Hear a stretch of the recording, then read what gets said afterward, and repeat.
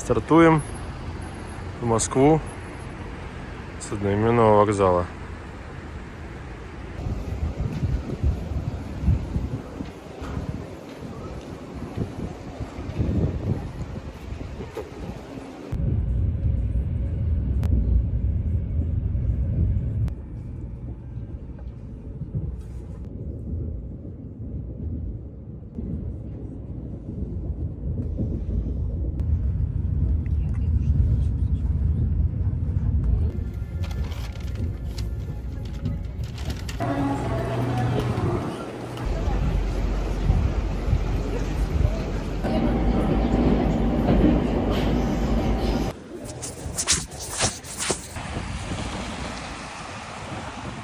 Всем привет-привет! Вот и приехал я в Москву наконец. На Сапсане, 4 часа, я на месте. Не был тут, наверное, года 2-3, если не ошибаюсь. Ну что, завтра бежим марафон. Честно, есть сложности в виде темпа, да, то есть как мы будем учитывать, как мы будем считать, как мы будем ориентироваться, потому что GPS в Москве отключены. Все это знают. И на дистанции такой, как марафон, разложиться, это, задача важна. И для таких тупых атлетов, как я, которые не умеют чувствовать темп, или точнее умеют, слабо чувствуют, да, не так, как хотелось бы, что на плавании, что на вело, на беге, это, конечно, вызывает определенную сложность. Поэтому план такой, какие есть варианты. Я пробовал на часы загрузить в Garmin, типа раскладочку, да, приложу фотографию, чтобы, листать и отсечки делать, отключить автолаб, по отметкам на дистанции нажимать на кнопку круга, чтобы не показывало каждый раз. Я понимаю, я могу дистанцию измерить руками, да, и там уже ориентироваться, исходя из этого. Вот. Но, круче всего, я вот нашел человека на 2.40, круче всего бежать с ним. Насколько это подойдет, вот не знаю. С одной стороны, это надежнее, точно, учитывая горки, 2.40 это надежнее. Если что, там пятерку последнюю накатить. Ну вот, не знаю, хочется рискнуть. И плюс я не уверен в позитивном сплите, да, я больше уверен в негативном. То есть сначала бежать быстрее, потом медленнее для меня, как будто бы надежнее. Я больше в это верю, потому что я привык. Соответственно, иначе делать, такое.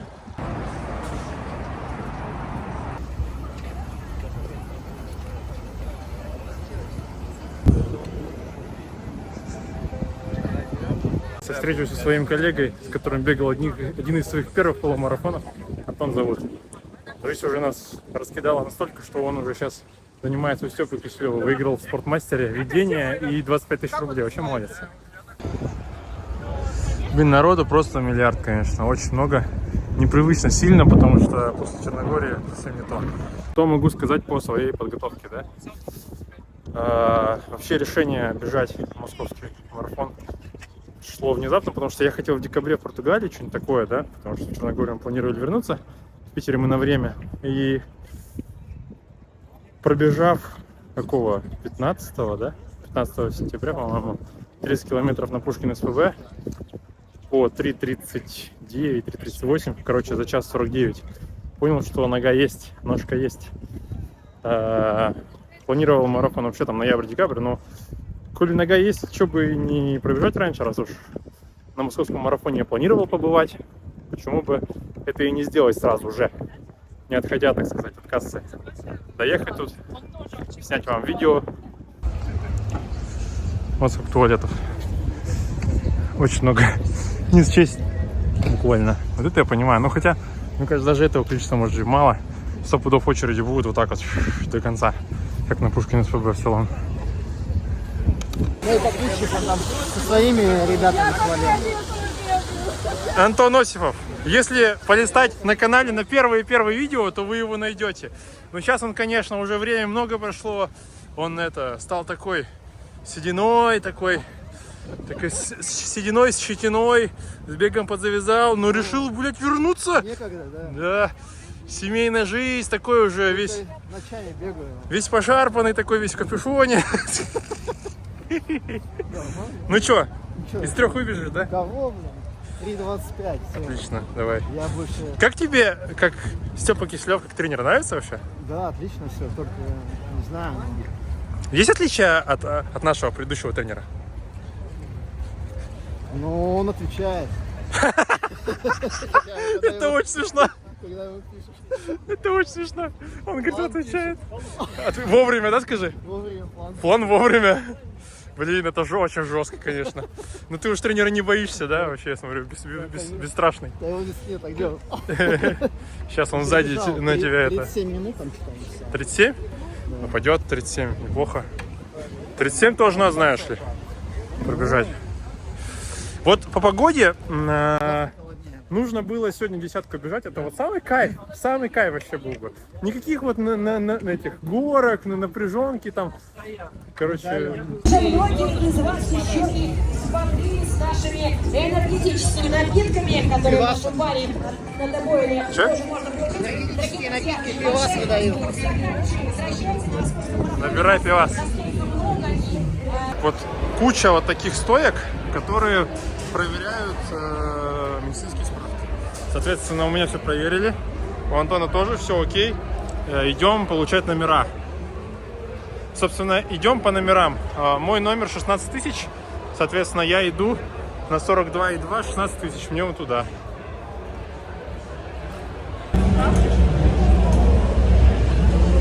Не, быстро, все организовано, очень круто, очень быстро. У меня 16 тысяч. Давай, встретимся там у выхода. У меня 16 814. Так, по кластеру вопрос. Все, спасибо, отлично. Хорошего дня. Супер.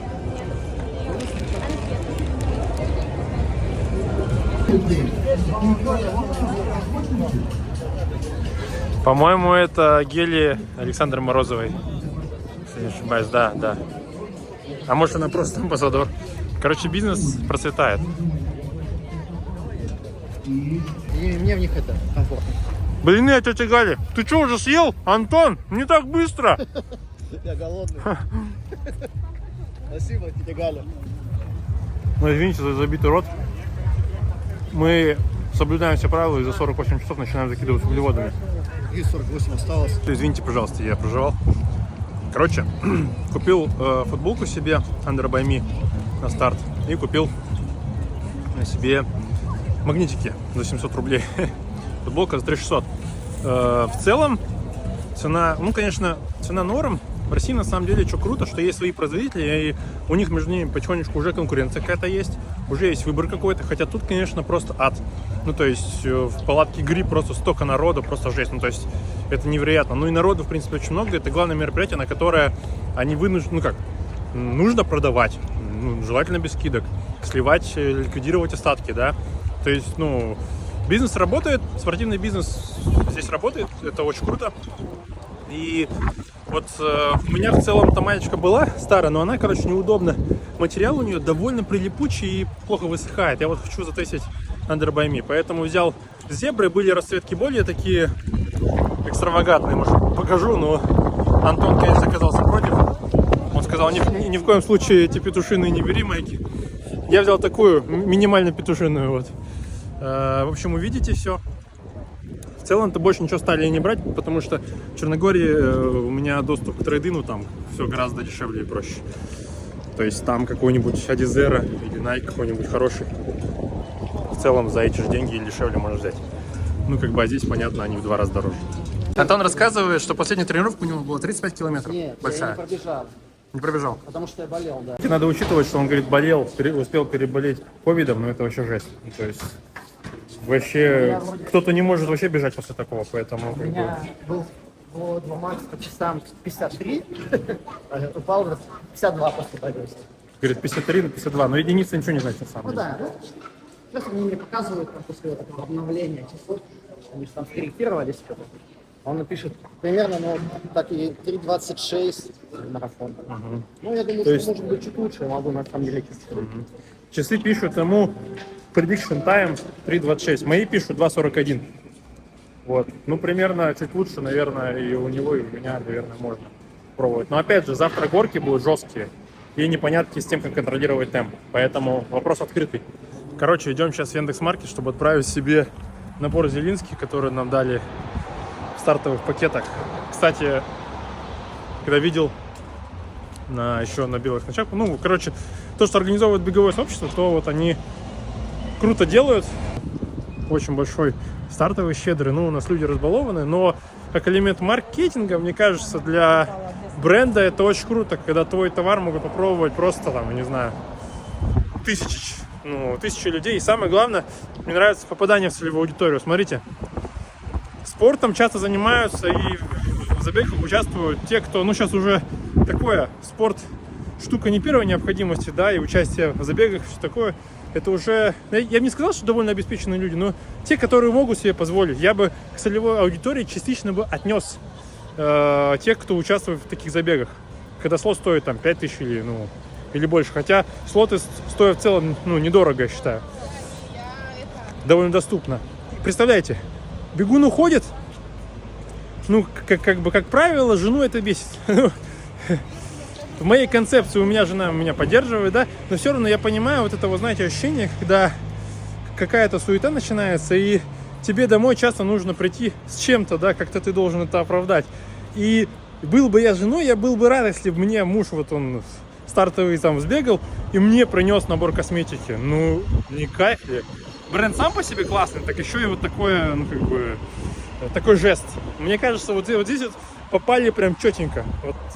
Мне прям нравится. Единственное, плохо, что переизбыток на Авито потом пытаются продать, да, но все равно это круто, чтобы не попробовали. Малюсенькая. Только, наверное, вот думаю, он может распаковать и внутрь подложить между ними что-нибудь, чтобы там бутылочки. И пакет какой-нибудь. Их придется открыть. Решили встретиться с друзьями омскими. Я же из Омска сам занимался в Iron Team. И вот есть команда, которая прилетела десятку бегать. Они сегодня отбегали все. И хотели с ними встретиться в заведении. Я уже отвык совершенно от темы, когда просто места нет, короче, не сядешь, все такое. Ну, то есть заранее бронировать. Они-то забронировали столик, но просто на нас не было рассчитано, короче. Типа не хватает, там 12 человек и 2 места, 2 стула нельзя просто поставить. Вот. И, короче, вот сидим, ждем, может нас пустят. И там перед заведением очередь из тех, кто ждет, чтобы кто-то вышел, чтобы зайти и сесть. Ну вот такой вот. Я уже... У нас в Омске этого нет просто. В Черногории, ну, так бывает, что мест нет, но редко, скорее всего, с большой вероятностью везде всегда есть. Ну и плюс в сезон мы не ходим по заведениям особо. Поэтому такие вот дела. Встретиться с амичами хотел.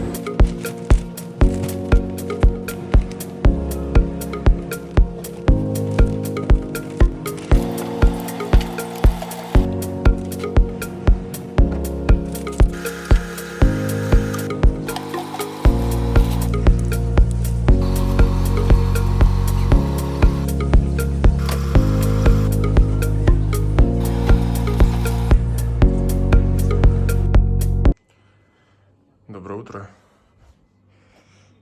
Такая вот суета. Печеньки, дождевик, пояс, это маечка с номером. Здесь у Александра. Александра нам готовит круассаны, каша, телевизор. Все вы помните Александра, который любезно и душевно приютил меня в своих скромных апартаментах. Кормит тут меня. Вчера такую шикарную пасту сделал. Мы поели, посмотрели фоном «Вспомнить все» с Шварценеггером. Ужас, конечно, не фильм. Вот. Сейчас достал круассаны. Да что за жених? Что за жених вообще? Так что это, приезжайте, пожалуйста, вот.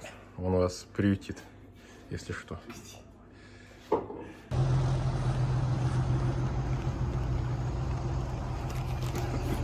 Парк, в котором я бегал вчера.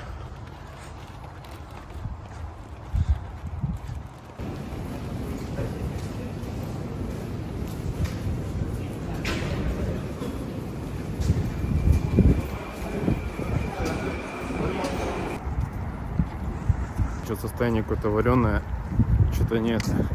Ну, прохладно, нормально так. Короче, фатальной ошибкой моей может быть это не за жопе деньги за нарукавники, за нарукавники и за перчатки. Ну, перчатки, ну и я вообще в целом это не взял. Надо было строительные хотя бы взять. Жестко затупил. Ну ладно, что, сориентируемся. Сейчас бы дождевики не замерзнуть, пока ожидать старта будем хотя бы. Потому что он, видите, означает, что чуть ли там около нуля может быть ориентировочно. Поэтому не знаю. Еще час до старта. Поели, доехали до метро. Вот, сейчас будем разбираться. Собралась группка на 2.40. Небольшая, 5-6 человек. Спасибо чату Дайхарда за это. Встречаемся и там стартуем. С ними буду бежать. У одного чувака там есть датчик на ногу. Надеюсь, это мне поможет. Они, кстати, без флагов, да, они в ярких вот таких вот манишках. Всегда большой вопрос, что делать за час до старта. Я сейчас ищу, где бы погреться, чтобы не переохлаждаться. Народу куча. Все еще что-то как-то открытый вопрос с тем, в чем бежать, потому что я как-то, не знаю, прям, короче, для меня полусомнительно в одной майке, с одной стороны. Просто зацените, грей, палатка. Я тоже туда сейчас пойду. Стоять там греться. А что делать-то? Что делать-то еще? Прикольно, что можно перед забегом что-то прям купить. Народ прям берет и покупает одежду теплую. Конечно, с точки зрения удобства это круто. С точки зрения продаж тоже круто. Берешь и покупаешь. И все.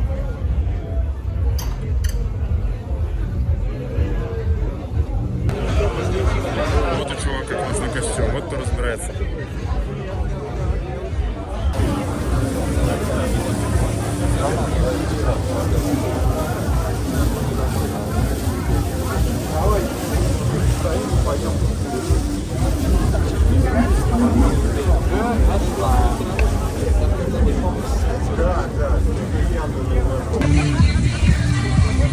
Блять, сука, как холодно! Сдал мешок.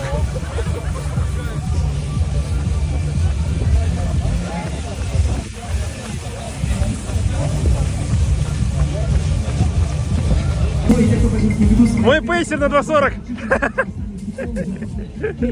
Или 4 километра, так что в любом случае сегодня будет жарко во всех смыслах. Ну все! Любители с профессиональным, наверное, с приставкой «Про», да, любители «Про» сейчас отправятся вперед. Огромная группа. Я с удивлением для себя обнаружил, как много обсуждений и уже знакомств происходит в социальных сетях, в комментариях, кто на какое время бежит, кто объединяется. И вот, наверное, чуть дальше в кластерах, где будут спортсмены на результат 2 часа 59 минут, там были версии, что, наверное, сегодня группа на результат 3 часа, это будет группа под 1000 человек. Ну,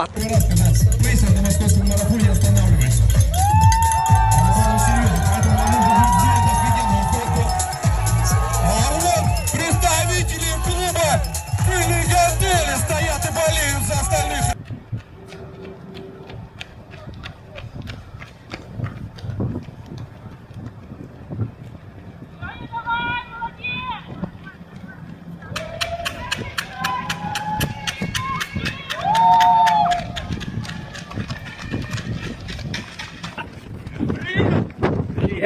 Как бежится?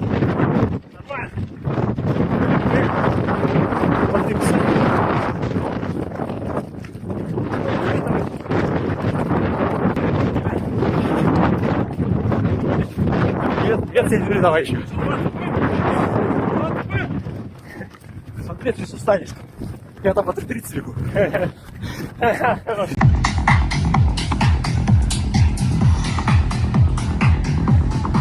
Я не знаю. Не знаю, что успел, нет.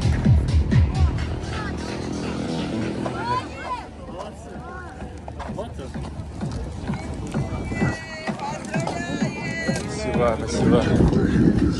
Куча воды раздают. Спасибо. Привет, привет, спасибо.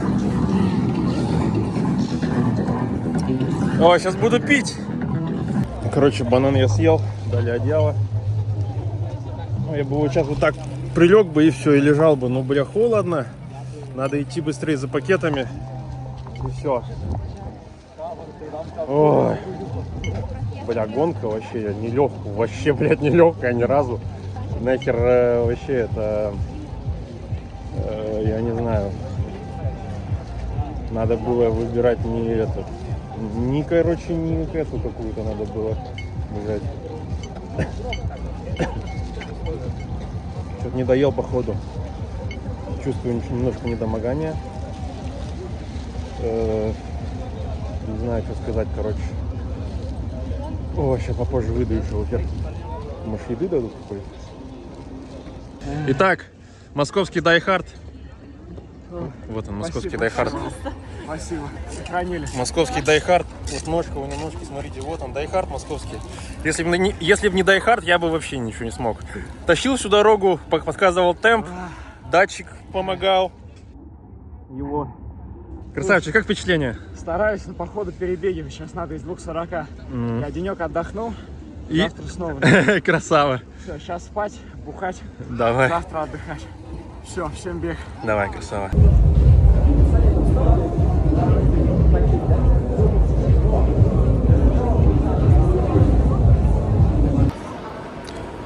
Лайфхак для тех, кто не знает, если на Лужниках какие-то старты, что делать, где погреться, куда в туалет сходить. Шикарный, удобный. VIP. Это аквакомплекс Лужники. Шикарно. Магазинчики, еда тут тоже есть. Аптека, все, что хочешь. Все, что нужно. Да, у меня же после дайхарда тебе заходит некоторые. Ко мне в течение марафона подходили ребята. Всем спасибо, что подходили, очень приятно. И вот мы пришли. Вот Макс подписан тоже. Мы познакомились вообще с Александром через Макса. И вот у него такое заведение. Пожалуйста, приходите. Адрес. Кропоткинский переулок 9. А вот. Давайте, чтобы понятно было. Вот так вот. И все, мы заходим сюда. Сейчас быстро пасту навернем.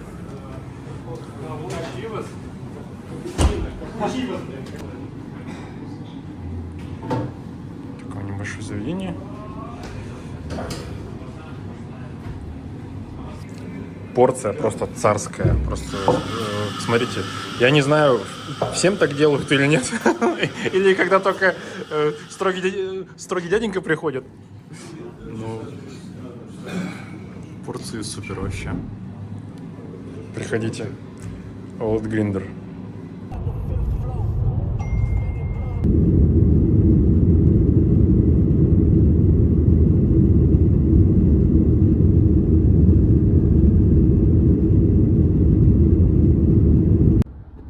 Так, все, в общем, приехал в Питер, глаза уже закрываются, но отчет вам запишу, потому что нужно будет завтра уже сделать видео, поэтому времени нет, спать уже охота, домой приеду, сразу спать буду.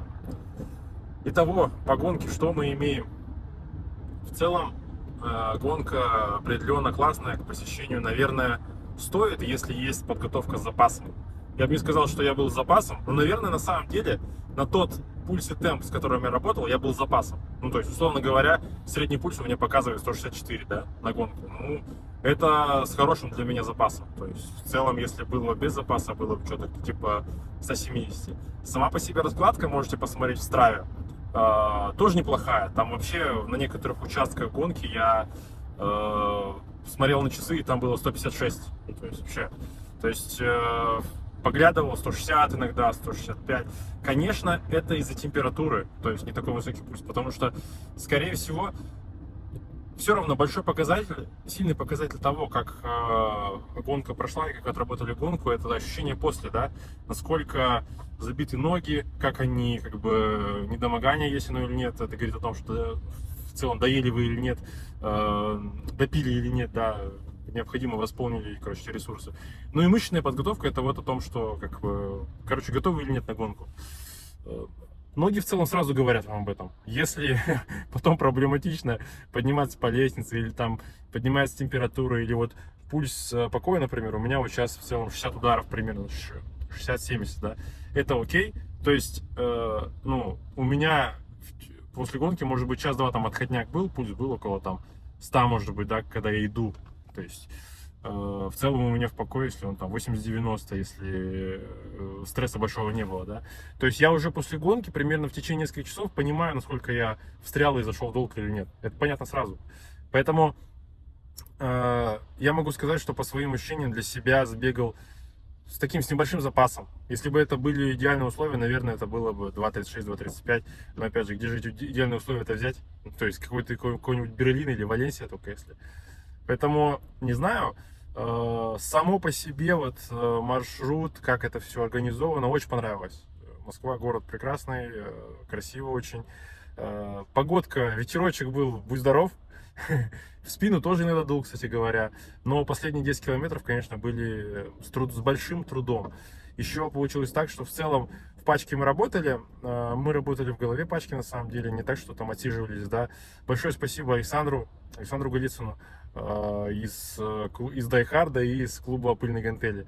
Он, благодаря нему, то есть у него был датчик на ноге, и он в целом-то первую половину больше даже протащил нас всех, то есть помогал удерживать нужный темп.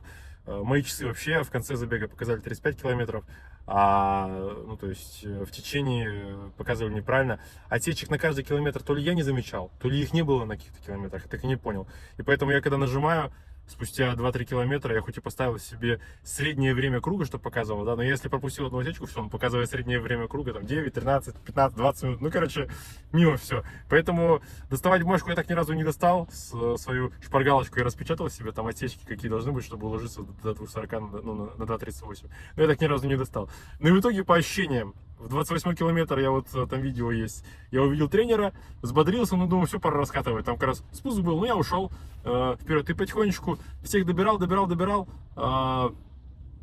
Там уже чисто по ощущениям, кому-то спрашивал, надо, кто поскольку бежит. Там, когда на набережную выбежали, последняя вот долгая вот эта вот кишка, ветер в лоб, почти везде. И там тяжело было, реально тяжко. Пришлось там поупираться, конечно. Ну и там я, наверное, 3.45, местами 3.42, я думаю, вот так вот держал где-то так. У меня там отсечек даже нет, чтобы посмотреть, сколько был темп. Ну, кстати, я могу это посмотреть поэтому, я приложу, да, собственно, будет видно. И могу сказать, что там, то есть то, что я вложил там, пульс поднялся там 170, 172, что-то такое вот. И все, и до конца уже там за ребятами. Несколько ребят раскатили меня, обогнали прям хорошо. Кто там, наверное, в нашей группе или даже, может быть, забыл. Тоже молодцы, сил много. Ну, сильных ребят вообще очень много, на самом деле. Конкуренция хорошая очень. И могу сказать, что вот на финиш уже я добегал, последние там метры, я понимал, я прикидывал, примерно уже, смотрю, там 2.37, такой, ага, осталось столько-то километров, там столько-то метров, ага. То есть я понимал, что нужно сейчас, что есть, выдавать. Ну, бегу, все, и до финиша и смотрю, и вроде бы на финише это показывает 2.40, но мы же позже стартанули, да? То есть я понимаю, что, похоже, я успел. Потом перепроверяю информацию по часам, ну, по отсечке на официальных результатах. И да, действительно, 2.39-38. Уложился еле-еле.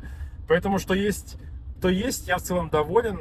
Не сказал бы, что упахался, но и нелегкая эта гонка была. Нелегкая прогулка. Мне кажется, в Подгорице легче было гораздо в прошлом году, где я пробежал 2.50 последний мой результат.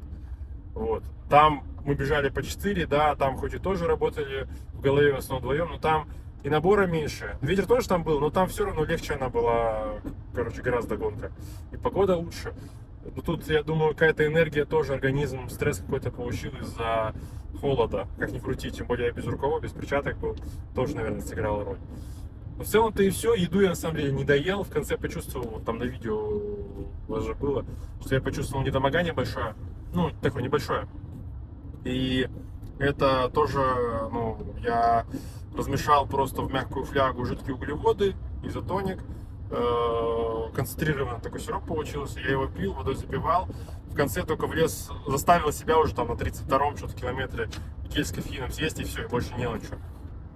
То есть осталось у меня 2 геля. Я думаю, грамм 170 углеводов съел всего лишь. Ну, это по факту я не доел, получается, я думаю, так. Но видите, при такой интенсивности в целом-то, может, столько и не нужно. То есть при таком пульсе, если у меня был бы там 170, 175, 180, да, средний что-нибудь такое, я думаю, нужно было больше. А так, может, этого и достаточно. Результатом доволен. Теперь, наверное, только весной, если вдруг соберусь, или в следующем году. Ну, в следующем году точно, да. Побегаю еще до Нового года какие-нибудь быстрые гоночки. 10 километров 21. Ну, на этом, наверное, и завершим. Ну, то есть, выпуск. Спасибо всем, кто подходил ко мне. Спасибо Максиму Хаустову, Александру Солонину за то, что приняли в Москве меня как своего. Спасибо Айрон Тиму, тренеру моему Сергею Владимировичу, который поснял видео. Единственное хорошее видео, кого я попросил снимать. То есть я не ожидал, что от него это именно видео. Вот. Поэтому вот постарался в выпуске снять романтику небольшую такую, да, вот это вот поездки на активный отдых, то есть, как бы, да, то есть как-то не хватило мне, конечно, впритык, минус, что это все впритык было, что я за день приехал в тот же день, да, то есть, ну, за день, и уезжаю в тот же день марафон, то есть сегодня был насыщенный денек, получается, утром марафон, вечером я вот на самолете 1,5 часа, его задержали еще, сейчас вот только домой еду, спать уже хочу, уже в это время бы сейчас 9 часов, вот, поэтому могу сказать, что так, ну, не надо делать. Лучше там день до, получается, полный, да, то есть приезжать за 2 дня, например, до старта, за 1-2 дня до старта приезжать, и после старта на следующий день уезжать, а не в день этого финиша. Вот. Поэтому вот как-то так. Постарался в выпуске немножко такие добавить моменты интересные, но все равно мало времени было. Постараюсь вам больше снимать, конечно же. Всем большой рахмет. Подписывайтесь. Записывайтесь на тренировки. Я напомню, что я по триатлону тренирую. Подписывайтесь на телеграм-канал, уже язык заплетается. Ну и в запрещенную социальную сеть тоже заходите. Там ссылочка будет. Всем пока.